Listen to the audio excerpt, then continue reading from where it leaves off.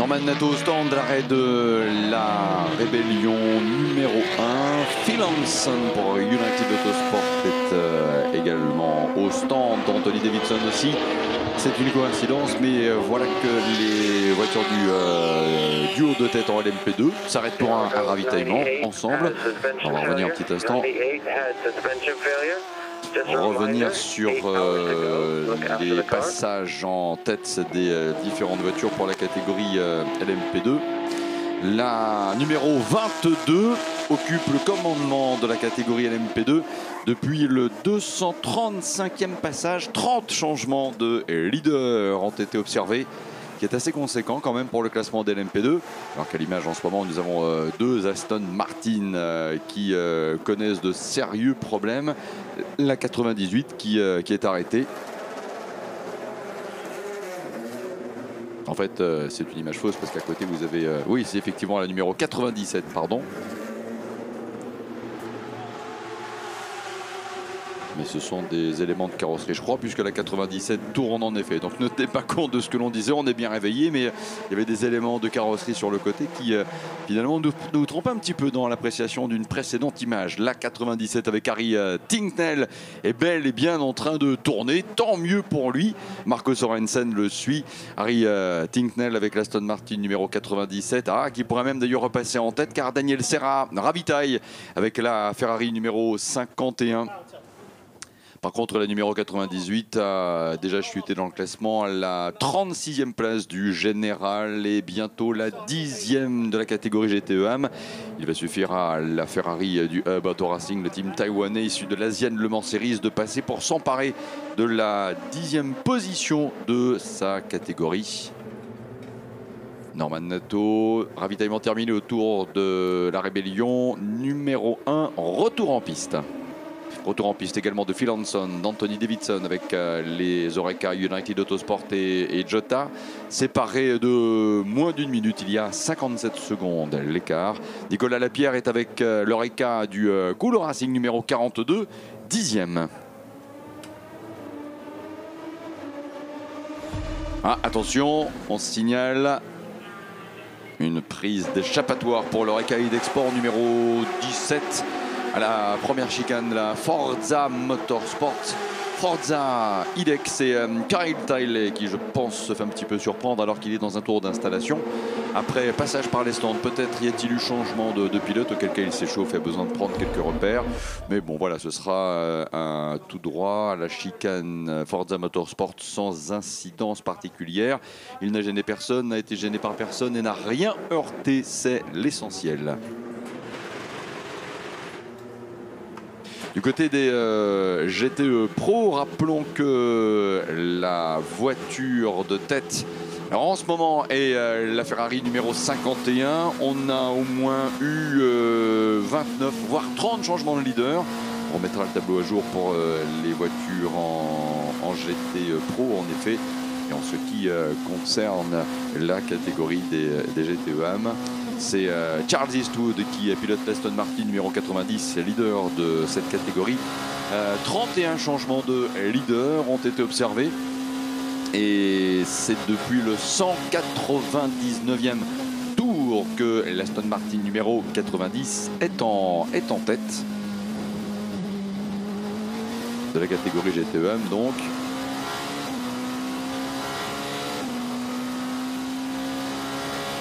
Kazuki Nakajima, lui, est dans son 256e tour. Et on va justement en profiter pour reprendre finalement les calculatrices et revenir en effet sur la distance parcourue après les 2 tiers de course ainsi écoulés. Sur un circuit de 13 km 626, lorsque vous ouvrez 255 fois ce circuit-là, vous avez accompli en un peu plus de 16 heures 3474 km 630, ce qui n'est pas si mal. C'est encore un petit peu tôt pour faire les projections. Peut-on figurer dans une année record? Il y a quand même eu quelques slow zones, des safety cars aussi, mais globalement la nuit a été fluide.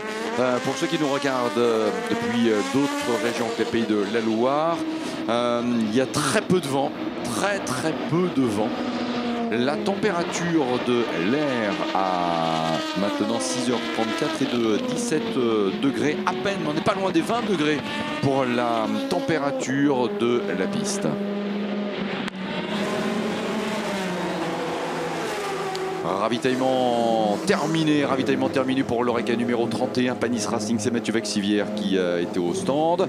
Ravitaillement également terminé pour une Porsche qui pourrait être dans la catégorie des GTE AM. La DMC numéro 88, je crois. Alors qui est au volant de la 31, Mathieu Vaxivière, et c'était bien la Porsche 88, la dernière du classement, mais c'est comme ça. Adrien de Lenner pilote la Porsche numéro 88. Avant que nous avons eu des abandons et notamment un qui affecte l'Oreca Dragon Speed de Juan Pablo Montoya. Mais également la Ferrari WeatherTech de Tony Villander qui était le dernier pilote vu au volant, la Ferrari MR Racing, l'Oreca du Jackie Chan DC Racing également n'est plus en course, tout comme l'Orus G Drive numéro 16, l'Oreca Duquesne, l'Enso by Coles qui n'est plus là non plus, Anders Fjordbach. Ses coéquipiers du High Class Racing ont dû renoncer, tout comme l'équipage AF Corse numéro 52, Spirit of Rice avec la Ferrari numéro 55 et la Ligier Euro International. Seul Adrien Tombé aura bouclé un relais complet. Malheureusement, au volant de cette voiture, Eric Maris n'aura fait qu'une très brève apparition et Christophe Dansenbourg, aucune.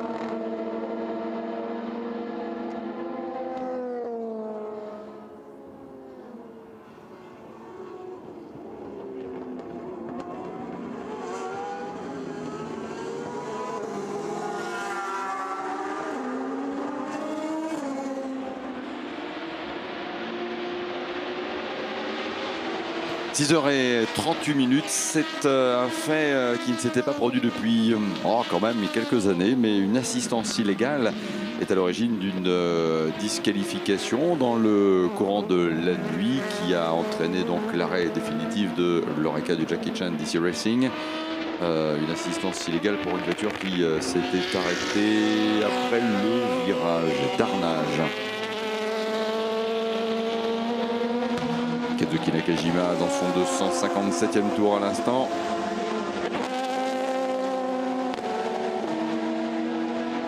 AF Corse et Aston Martin pour la suite du bras de fer entre Daniel Serra, Harry Tincknell. Oh là là, au dernier passage, l'écart était entre les deux voitures de 7 petits dixièmes seulement. 7 dixièmes seulement. Alors qu'il s'agit de passer en tête ou de conserver la position de leader de la catégorie GTE Pro. C'est ça l'objet de ce duel. Daniel Serra, Harry Tincknell. Harry Tincknell avec l'Aston Martin numéro 97, revenu à une demi-seconde de la Ferrari numéro 51.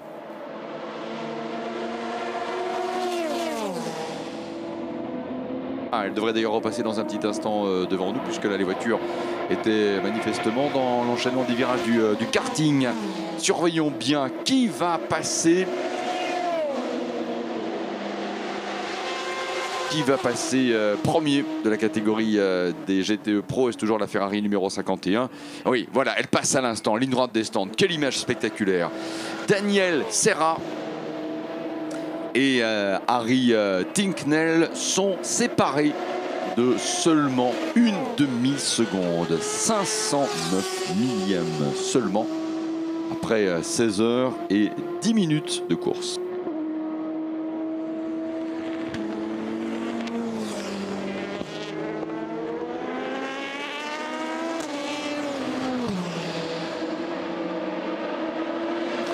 Les deux Porsche tournent désormais. Cela fait 6 minutes maintenant que la Porsche numéro 91 a repris la piste après un arrêt prolongé, des problèmes de direction assistée qui sont assez récurrents sur ces voitures. Frédéric Makowiecki 40e, Lorenz Vanthoor est en 43e position.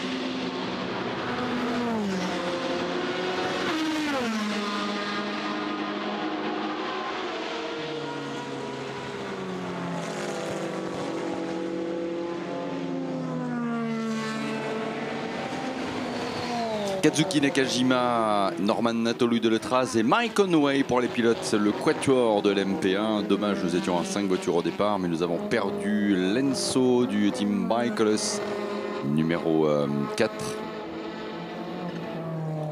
Conséquence en fait de la perte de son aileron, ce qui a eu pour triste effet de délester l'arrière de la voiture. Et à ce moment-là, Bruno Spengler n'a rien pu faire pour la récupérer. La voiture est allée s'abîmer le long des rails, pile de pneus dans l'amorce DS de la forêt. Même s'il avait réussi à ramener la voiture, les dégâts étaient trop importants. L'arrêt, le ravitaillement de Job Van Neutert, qui est plus qu'un arrêt ravitaillement d'ailleurs, des problèmes de surchauffe peut-être pour une voiture qui est toujours immobilisée à son stand, et ce qui a eu pour conséquence de la faire dégringoler dans le classement des LMP2. Elle est désormais 14e, elle a perdu place alors qu'elle était dans le tiercé de tête, première et même deuxième, parce qu'elle était première au moment de son arrêt. Cette Oreca, Job Van Neutert malheureusement a dû ramener la voiture au stand, mais heureusement, puisque United Autosport cadenasser quelque part la tête de cette catégorie LMP2. Eh bien, c'est la 22 qui a pris le relais de la 32, un peu comme pour Toyota, la 8 a pris le relais de la 7. Et pendant ce temps, plein phare sur le duel Daniel Serra, Harry Tincknell qui se poursuit là dans les nodières. Harry Tincknell qui tente un dépassement avant le freinage de la chicane Forza Motorsport. Mais c'est bien la Ferrari numéro 51 qui y arrive la première. Marco Sorensen avec l'Aston Martin numéro 95 est en 3e position. Sam Bird est à la 4e place et Olivier Pla pour le Team Red Bull Competition est à la 5e place. Si Daniel Serra et Harry Tincknell sont roue dans roue, Marco Sorensen est à 1 tour et Sam Bird est à 2 tours de la voiture de tête. Attention au dernier pointage, Sam Bird et Olivier Pla étaient à... Peut-être y a-t-il eu changement de leader, peut-être y a-t-il eu changement de leader. L'Aston Martin est passé devant. Harry Tincknell vient de doubler. A doublé à l'instant la Ferrari de Daniel Serra numéro 51. Il le rappelle également qu'en LMP2 c'est très serré aussi entre United Autosport et le Team Jota. Il y a 1 minute seulement entre les voitures du duo de tête des LMP2. Phil Hanson, Anthony Davidson sont donc séparés d'1 minute, 1.00.837 pour être très précis. Et c'est également très disputé en tête du GTEA. Aston Martin a perdu les voitures, ou en tout cas perdu la domination au niveau du duo de tête. Ross Gunn est reparti avec l'Aston Martin numéro 98. Après avoir perdu 20 minutes dans le stand. L'Aston Martin numéro 98 avec Ross Gunn. Et désormais en 41e position, mais surtout 13e du GT1. Charles Eastwood avec l'Aston Martin DF Sport a donc pris le relais en tête. Et il devance pour l'instant de 2 minutes 54 la Porsche d'MC Proto Racing numéro 77, qui est donc en 2e position.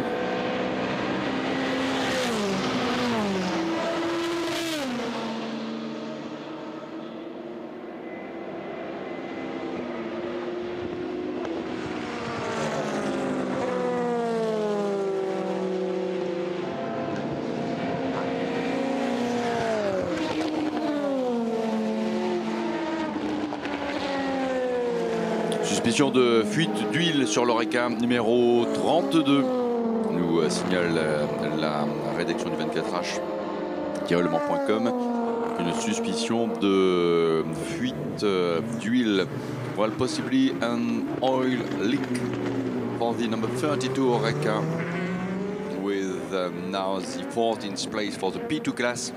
18th position overall. Job van Uitert was driving the car when they had to do a pit stop, so possibly an oil leak.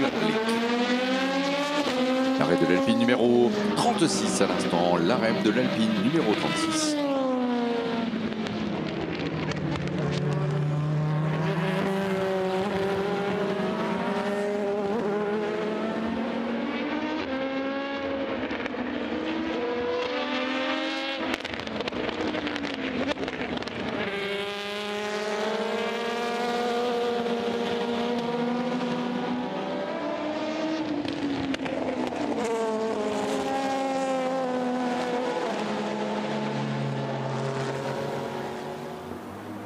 Chez AF Corset, on suit assidûment et sans faire de mauvais jeu de mots, parce qu'on est bien assis au Mans, mais on suit assidûment le duel qui se poursuit, même si Harry Tincknell a repris la tête de la course en GTE Pro avec l'Aston Martin numéro 97.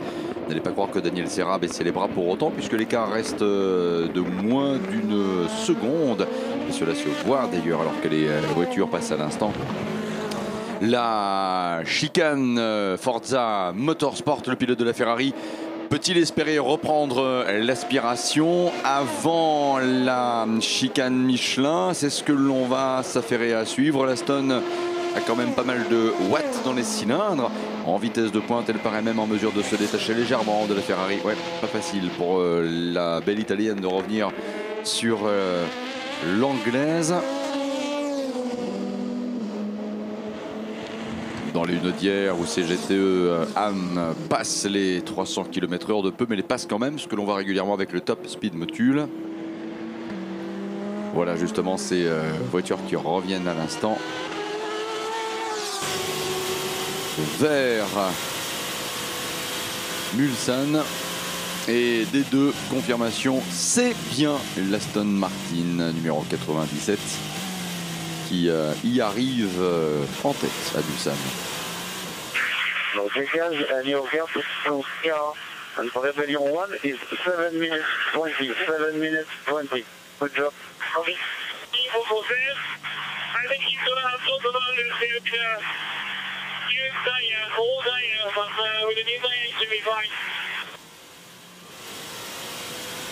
André Negrao est au volant de l'Alpine du team Signatec Alpine Elf numéro 36. Et rappelons qu'au niveau de cette voiture, c'est une fuite d'eau en début de course qui a fait perdre le contact à toute la formation de Philippe Sino.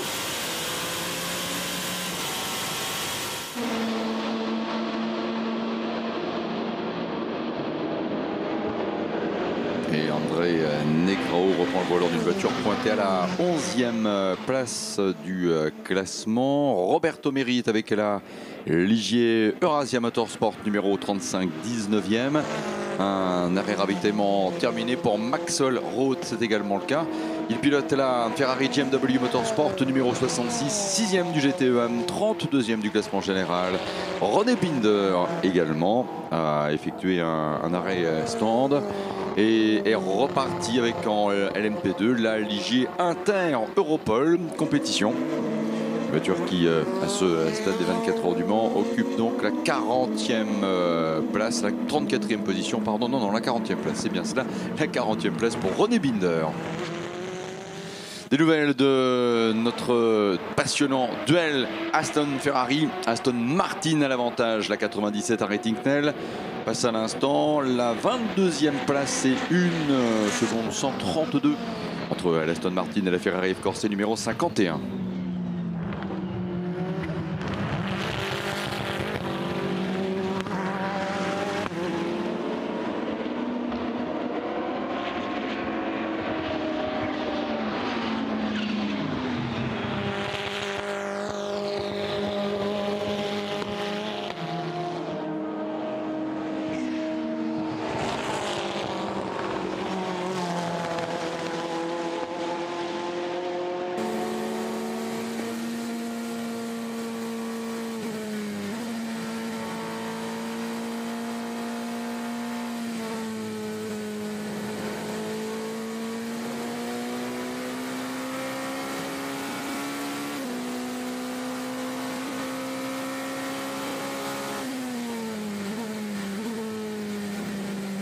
On se fait toujours autour de l'Aston Martin numéro 98. Le 24h-le-mans.com signe d'une intervention au niveau frein et suspension. Enfin, on s'affairait parce que la voiture a repris la piste, mais pour confirmer, donc frein et suspension ont été à l'origine du problème et de l'arrêt prolongé d'une Aston Martin qui continue maintenant d'aligner les tours. Comme nous l'avions dit précédemment, Ross Gunn est 41e.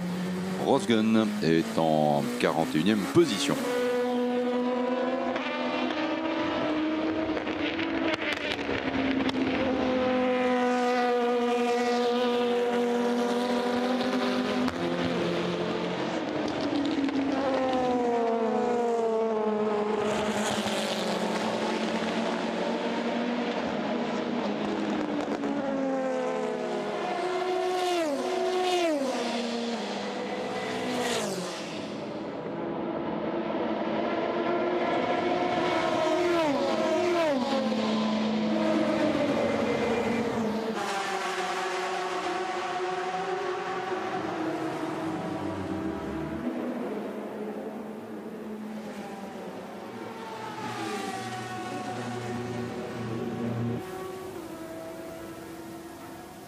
Louis Delétraz, arrêt de la rébellion numéro 3. Louis Delétraz, arrêt stand pour le pilote de la rébellion numéro 3 en 3e position. L'arrêt de Giancarlo Fisichella également.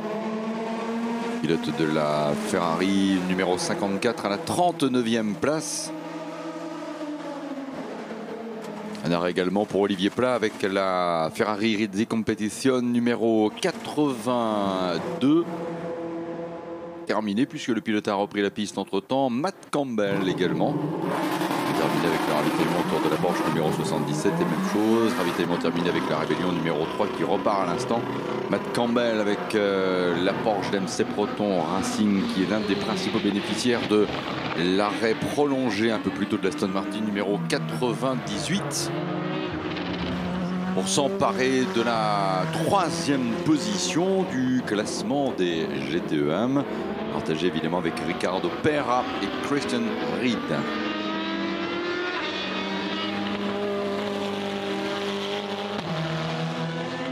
Sur les images en ce moment, la Ferrari des filles, c'est Ralf Frey qui pilote la Suissesse avec la 35e position. Pour la Ferrari Iron Lynx numéro 85, une voiture également pilotée par Michael Gatting et par Manuela Gossner. 35e place, alors que dans le classement des LMP2, l'Oreca du Richard Mille Racing Team avec Betske Visser actuellement en piste occupe la 11e position de sa catégorie, la 15e place du général. Tatiana Calderon, Sofia Flörsch pour les coéquipières de Betske Visser.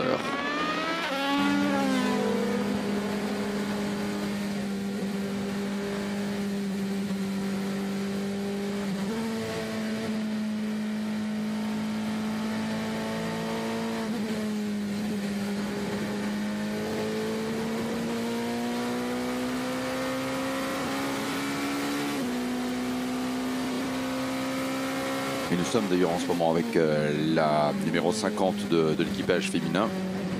Elle est pas mal, hein, Betske Visser dans le passage là sur les bordures, au niveau de la chicane du raccordement à l'instant.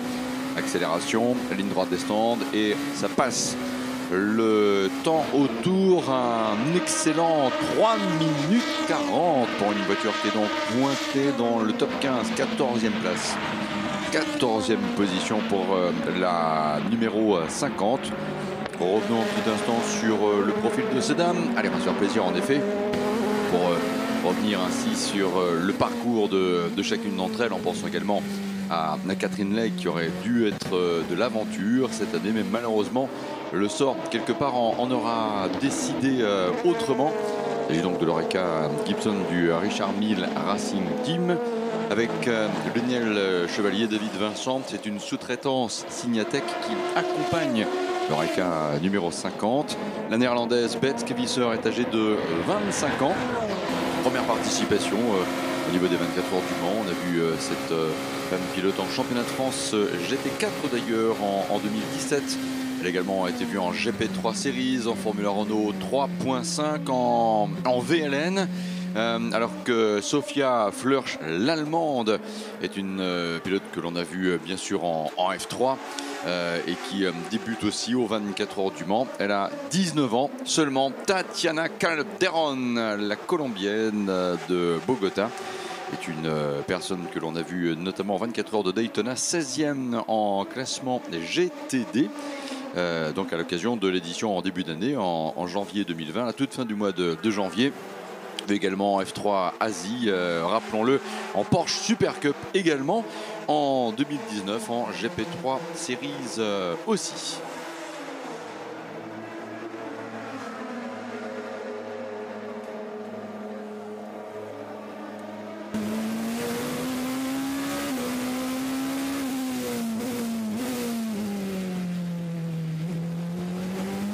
Giancarlo Fisichella est là, l'arrêt terminé pour la Ferrari numéro 54, arrêt ravitaillement qui était conforme au tableau de marche. Ah, Luca Legeret par contre perd une place avec la Porsche du DMC Proton Racing numéro 99. L'arrêt de Ralf Frey à l'instant avec la Ferrari numéro 85. J'espère qu'il ne se passe rien en ce qui concerne, non, la Porsche 99, on n'aura pas le temps de terminer la phrase, j'ai envie de dire, tant mieux. On repart à l'instant.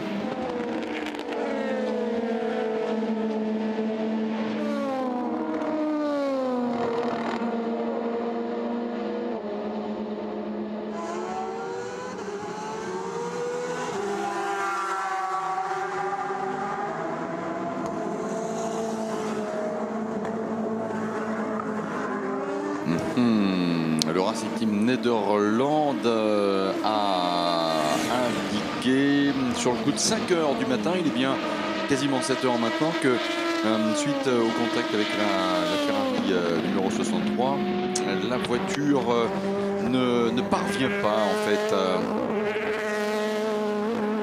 ne parvient pas à rouler correctement. Guido van der Garde pourtant tourné là, dernier chrono en 3:34. C'est pas si mal que cela quand même. Tiens, au passage, un chrono d'Anthony Davidson, 3 minutes 30 secondes et 452 millièmes. Il signe à l'instant le chrono record propre à son Oreca Team Jota numéro 38. Mais effectivement, on n'est pas hyper satisfait. Chez Racing Team Nederland, l'Oreca numéro 29 n'a pas, je dirais, l'efficacité que l'équipe est habituée à avoir lorsqu'il s'agit de se relayer, bien sûr, au volant de cette voiture. Au passage, on va rappeler que pour les LMP2, c'est la numéro 29 avec l'Oreca du Racing Team Nederland qui, paradoxalement, a quand même le record du tour en course en sa possession. 3 minutes 28 secondes 983 millièmes. L'arrêt de la voiture de tête à l'instant, l'arrêt de la Toyota numéro 8. Arrêt de la Toyota numéro 8, voiture qui a 2 tours d'avance sur la Rébellion numéro 1. Arrêt ravitaillement conforme au tableau de marche. Alors que nous avions eu un précédent arrêt après le 252e tour. Et nous avons toujours nos 11 tours d'intervalle entre de ravitaillement pour la Toyota numéro 8 comme la numéro 7. Alors que Lucas Légeret pour le Dempsey Proton Racing est reparti et Raël Fry également pour la Ferrari Iron Lynx. Sachant que ces deux voitures se suivent dans le classement des GTE-AM en 34 et 35e position. Mais avec un tour d'avance, un avantage d'un tour pour la Porsche numéro 99 sur la Ferrari de l'équipage féminin. L'arrêt de Roman Rusinov avec l'Orus G-Drive numéro 26. L'arrêt ravitaillement de la race étilaire de Roberto Lacorte. Le passage par les stands ces derniers instants de Mikkel Jensen, tiens, qui au niveau de la sortie des stands a été vu à l'instant en piste puisqu'il a laissé le volant Roman Rusinov à Mikkel Jensen qui le relaye donc. Egidio Perfetti pour la Porsche. Egidio Perfetti pour la Porsche numéro 56 est en piste. Voiture qui est en 4e position du classement GTE-AM, c'est Sébastien Buemi qui pilote la Toyota Gazoo Racing numéro 8. Il est 7h02, 7h02. Ah, va-t-on sortir la numéro 32 du stand? Allez, allez, allez. Eh ben non. Si, oui, non. Bon, pour l'instant, la voiture est toujours dans son stand.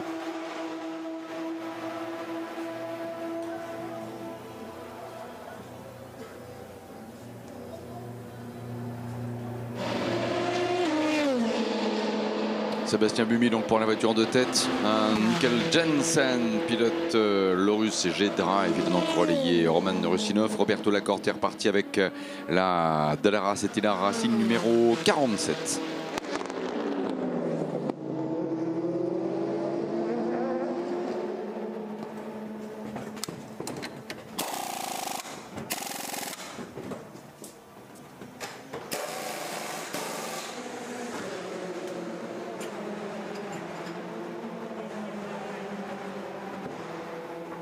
Des drapeaux jaunes et une voiture bac à gravier. Ah, la Porsche dernière du classement, la numéro 88 avec Adrien de Lenner, le pilote belge. Moteur apparemment coupé, signale les commissaires. While the 88 Porsche from the Dempsey Proton Racing Car 88 is in gravel after a spin at the fourth chicane. Engine off. Et là, on va revenir sur les circonstances de ce tête à queue. Ouais, peut-être un pilote un peu impressionné par le dépassement. Je crois que c'était la Ferrari numéro 54 qui s'était porté à la hauteur de la Porsche au freinage de cette chicane. Giancarlo Fisic est là, mais alors que la 32 repart à l'instant, l'ex-leader des LMP2, Job Van Uitert, avait ramené au stand la voiture. Est-il toujours au volant ou y a-t-il eu changement de pilote? On va vérifier. Ouais, c'est bien Job Van Uitert. C'est souvent le cas d'ailleurs. Le pilote qui rencontre un problème est, lorsqu'évidemment physiquement il est en mesure de le faire, souvent appelé à reprendre le volant d'une même voiture pour mieux jauger, apprécier la qualité de l'intervention, à savoir si effectivement les problèmes sont bien résolus. Alors qu'il est 27 heures et qu'on commence à percevoir les premières lueurs du jour et tant mieux.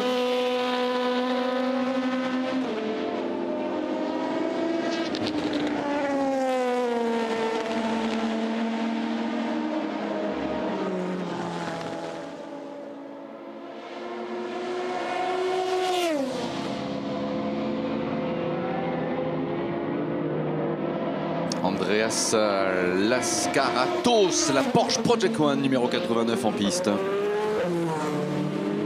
Osvaldo Negri Junior pour la Ferrari du Ludwig Racing, revenu au stand. Et donc là, les images sur l'écran sont celles du replay avec l'arrêt de la voiture du Team United Autosport numéro 32. Le repassage 46 minutes, hein, c'est la facture temps pour la numéro 32. Et la Porsche numéro 88 est-elle revenue au stand? En tout cas, on a retiré les drapeaux. Non, en fait, on avait des drapeaux qui avaient été présentés au niveau du poste 11. C'est-à-dire en fait au niveau de la chicane Forza Motorsport.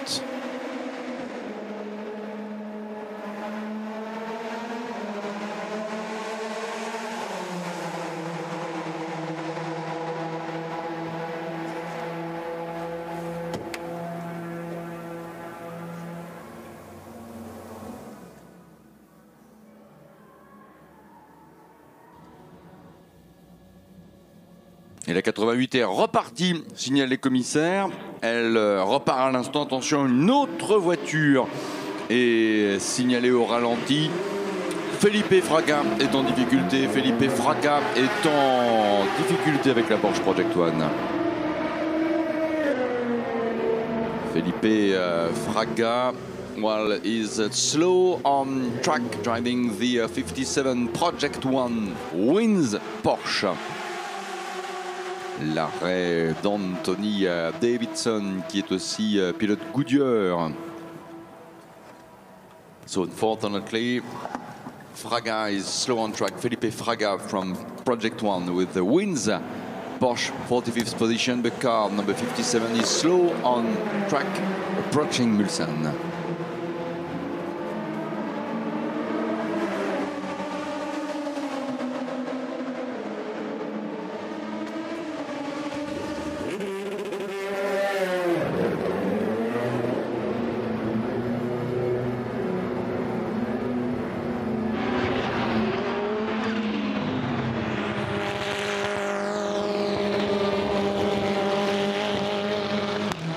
Rentre au stand, la Nilsson, autrement dit la voiture Oraca du Nilsson Racing, l'arrêt de la numéro 24 à l'instant.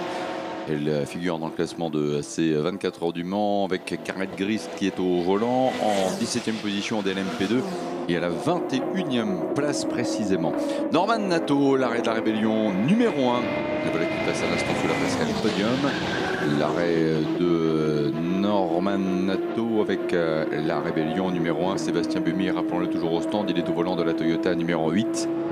La rébellion de Norman Nato, 2e. La rébellion de Nathanaël Berton, 3e. 2 tours en fait entre la Toyota numéro 8 et la rébellion numéro 1. 2 tours entre la rébellion numéro 1 et la rébellion numéro 3. Et la rébellion numéro 3 vis-à-vis de la Toyota numéro 7, c'est bien considéré que l'écart est d'un petit tour. Ah, attention, il y a 2 pilotes là qui, en fait, au moment de leur dernier tour, profitant peut-être de leur voiture plus légère, étaient en train d'accomplir des temps de parcours de secteur en mode chrono record. C'était le cas de Norman Nato qui, dans son précédent tour, avant de s'arrêter, avait mis 31 secondes 4 pour aller de la ligne de chronométrage jusqu'au virage du tertre rouge. Jamais jusque-là, on avait vu une voiture aller aussi vite. Même pas la voiture, en fait, globalement, même pas celle qui est déjà justement la sienne. Mais avec Ayrton, avec Bruno Senna, pardon, quand effectivement le neveu d'Ayrton Senna au quatrième tour, passé en 3:19,264 et s'emparer du record du tour en course. Norman Nato était très rapide dans le secteur 1, après il s'est arrêté, donc évidemment le chrono n'a pas pu constituer une amélioration vis-à-vis de celui réalisé par Bruno Senna, mais cela montre bien que les rébellions sont très rapides. La pression, Rébellion Racing, ce team l'exerce sur le Toyota Gazoo Racing, mais qui tient bon avec la numéro 8.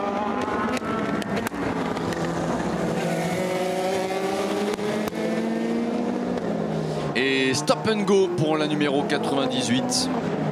Pour en fait infraction, alors que précédemment nous étions en mode slow zone, donc à l'occasion d'une précédente opération slow zone, la numéro 98 a été vue prise en infraction. Alors le collège des commissaires sportifs n'a pas pu faire autrement que d'infliger à cet équipage un stop and go d'1 minute. Pour une voiture qui a perdu le contact déjà avec le groupe de tête. Au niveau évidemment du classement des GTEA, mais elle est retombée 41e.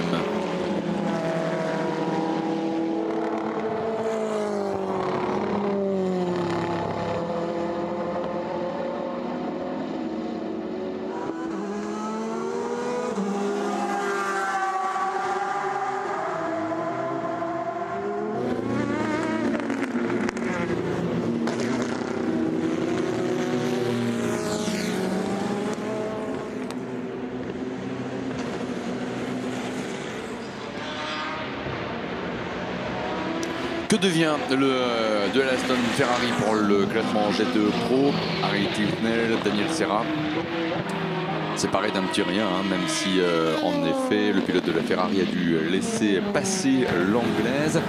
Daniel Serra est à 1 seconde 7 en ce moment. Harry Tincknell. Les voitures 1 et 2 du classement des GTE Pro sont en 22 et 23e position.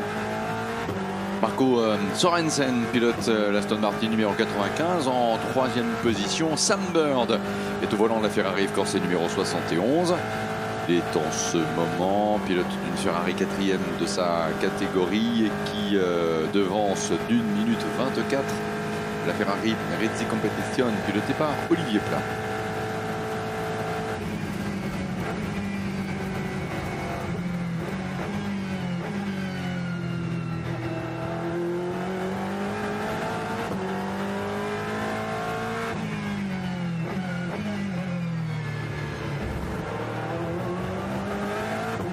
Anything you didn't need to tell Sally about braking or anything on the circuit?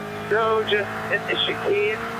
There's still a lot of grip if you miss the Bruno Senna, retour en piste. Bruno Senna, nouveau relais. C'est lui qui va apprécier l'arrivée, le lever de soleil. Ces jours derniers, on a eu de superbes levées de soleil, sincèrement. Et là, on a certes des nuages présents, mais les premières images caméra embarquées, plus les images fournies par les caméras fixes montrent bien qu'on a quand même des zones d'éclaircie. Ça va nous offrir, vous allez voir dans, allez, globalement, on va dire 1 heure, même pas 3/4 d'heure, un spectacle de boules de feu.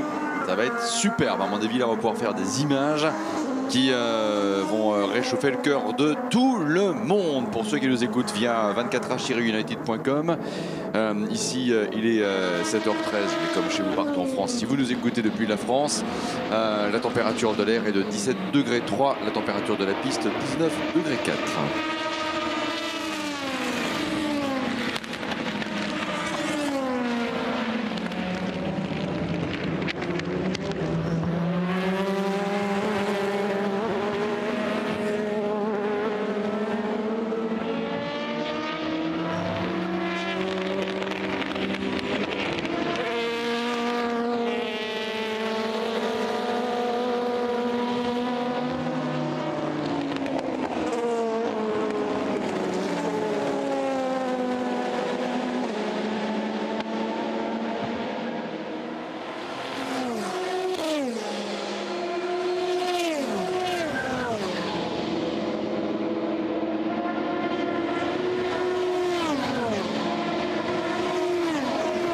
Mathieu Vaxivière, il y a eu un ravitaillement ces derniers instants pour l'Oreca Panis Racing numéro 31.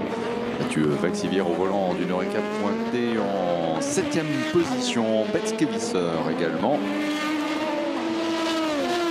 Alors que on devra avoir une minute de pénalité. Stop and go.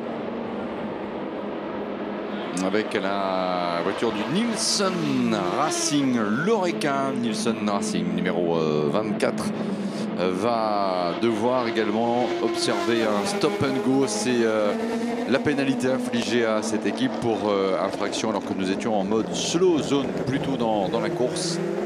Évidemment, ça va lui coûter quelques places possibles pour une voiture qui était jusque-là à la 21e position.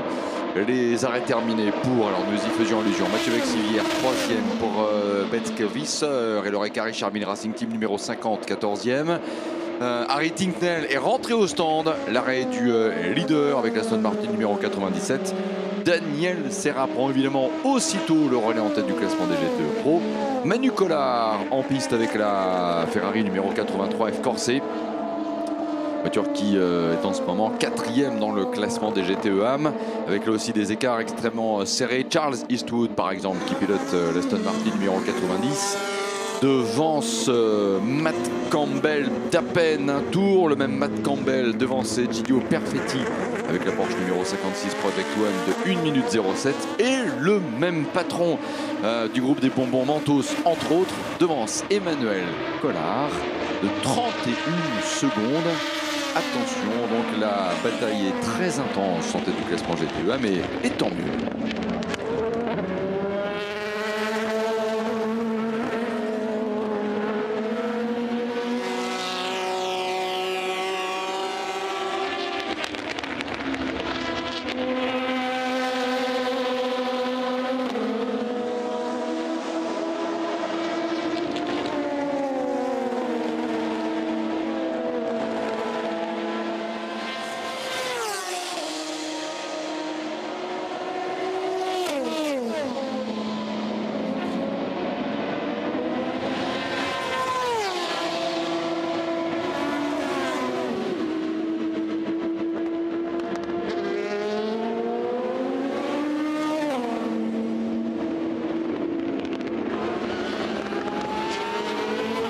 Les derniers passages par la case stand et ils repartent. C'est Ben Barker, la Porsche Gulf Racing en 31e position, 5e des GTE AM. Harry Tincknell également pour l'Aston Martin numéro 97 et David Erigon pour la numéro 71. Là nous sommes avec les deux pilotes dont les noms étaient évidemment à l'instant cités dans la cour des GTE Pro. L'arrêt de l'Aston Martin de tête des GTE AM. Charles Eastwood, pilote l'Aston Martin du team TF Sport, il rentre au stand et manifestement était attendu. Voilà, l'arrêt de l'Aston Martin, elle est dans la partie haute du bâtiment des stands. L'on a vu, je crois, Marco Sorensen aussi repartir de ces mêmes stands de ravitaillement. David Erigon également, Harry Tincknell pour la numéro 97. Alors Marco Sorensen, oui et non, puisque en fait il a quitté l'habitacle de l'Aston Martin numéro 95, mais l'essentiel est d'avoir vu la 95 repartir après changement de pilote, en plus du changement de pneus et le plein. La totale serait, je tentais de dire, sans faire de jeu de mots par rapport au partenaire carburant lubrifiant d'Aston Martin. Richard Westbrook est au volant d'une Aston Martin pointée en 24e position.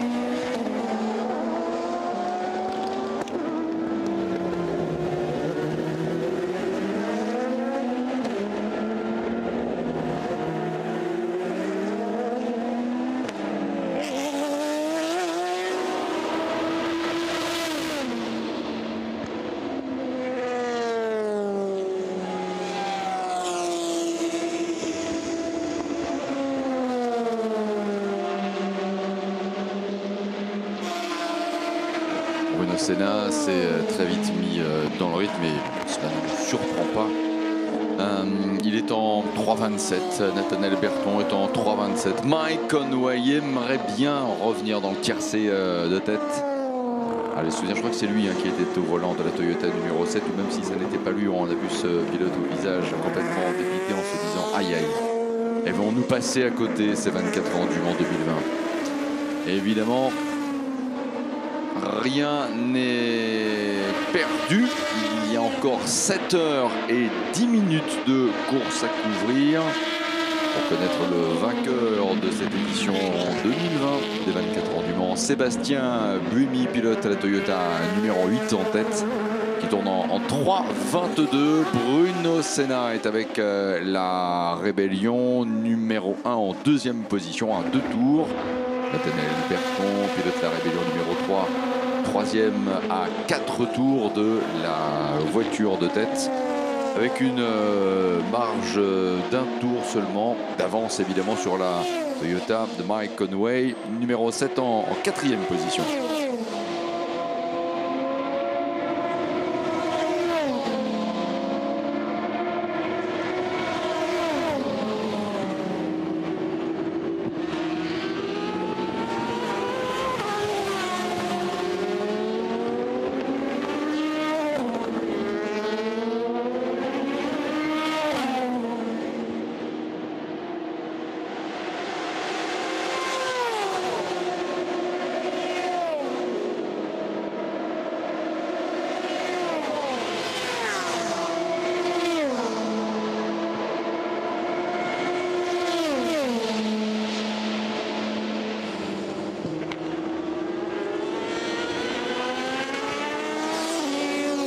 La 89 a coupé la chicane, c'est de la Porsche Team Project One numéro 89 dont il est question. Était-ce la première ou la deuxième chicane des une d'hier? La voiture a pu repartir, je crois que c'est effectivement toute réserve la deuxième. Dans tous les cas, même s'il y a naturellement eu message d'alerte de la part des commissaires, l'essentiel est de dire que la voiture poursuit. Ross Gunn, il y a eu arrêt ravitaillement de l'Aston Martin numéro 98 ces derniers instants. Ravitaillement terminé, il est en 41e position. Sally Duluc également a pris le volant de l'Aston Martin numéro 90. Au dernier pointage, Matt Campbell était revenu à 2 minutes 34 de l'Aston Martin. L'arrêt de la Porsche numéro 92. L'arrêt de Lawrence Vanthoor en 43e position.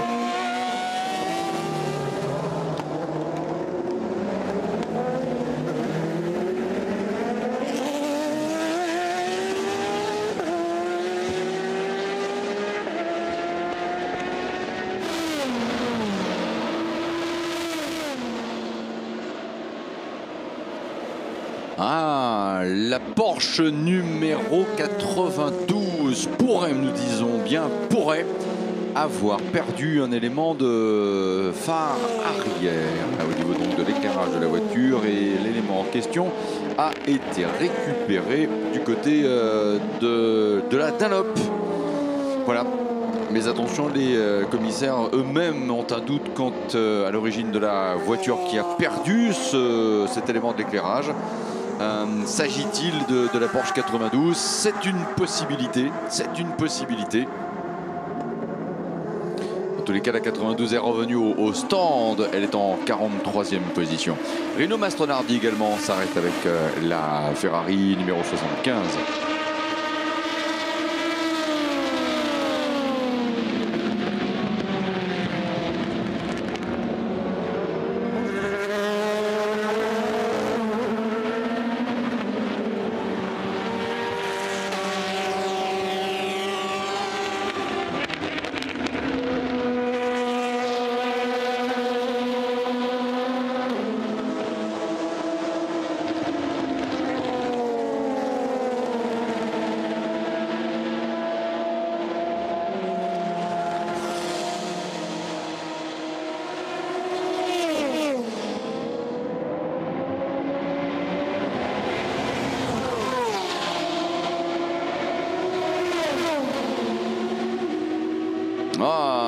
Bruno Senna a dû couper la chicane à la Dunlop, me semble-t-il, pour éviter de heurter Kyle Tiley avec l'Oreca du Team Export numéro 17. Il est reparti heureusement. Eh bien, Alors que voilà, le soleil va nous rejoindre. Ça va pas être long. Encore un tout petit peu de patience.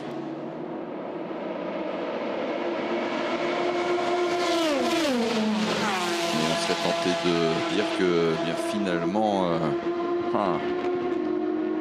cette apparition du soleil et le retour de la lumière du jour va être une sorte de première victoire. Il faut également gérer les pneus, et c'est vrai que la rédaction du 24h.com nous le rappelle. Il y a 48 trains de pneus alloués pour la course au niveau de la catégorie LMP1. En tenant compte évidemment des essais libres, 28 trains de pneus, 56 en P2, 28 pour les essais libres, les qualifs et le warm-up, et 60 pour les GTE. 32 pour les essais libres, les qualifications et le warm-up, et évidemment le reste étant utilisé pour la course. Il est, mesdames et messieurs, 7h25. Le décompte des 7 dernières heures de course, nous allons l'entamer dans 5 minutes désormais. Roberto Merhi, l'Espagnol, pris le volant de la Ligue Eurasia numéro 35 en 18e position.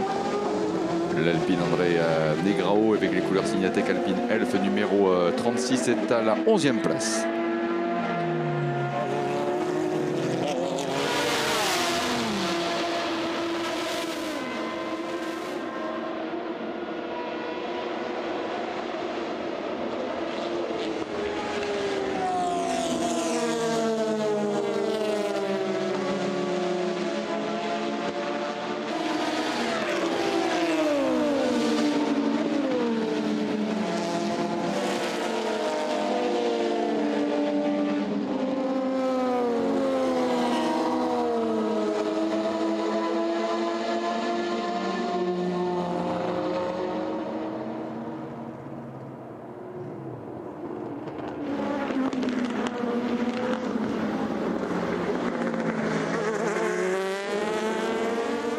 Il arrive le soleil, il arrive le petit déj aussi peut-être pour vous, bon petit déj si tel est le cas. Sébastien Buemi avec la Toyota Gazoo Racing portant le numéro 8 a bouclé 270 tours. Bruno Senna, la Rébellion numéro 1 en 2e position.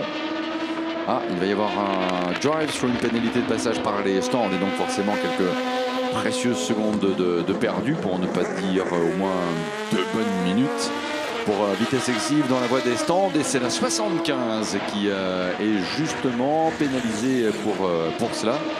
C'est la Ferrari Iron Lins de Rino Mastronardi qui était le dernier vu au niveau du passage par les stands de cette voiture. Les bons coéquipiers Matteo Cressoni et Andrea Piccini.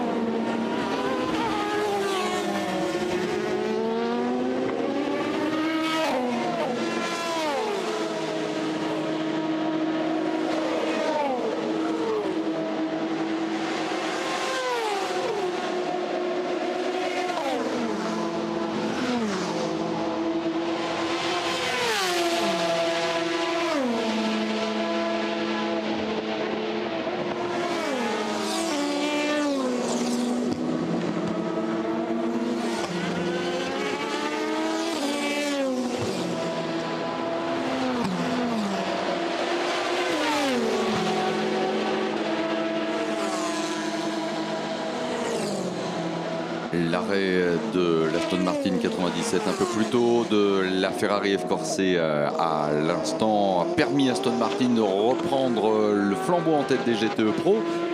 Et l'écart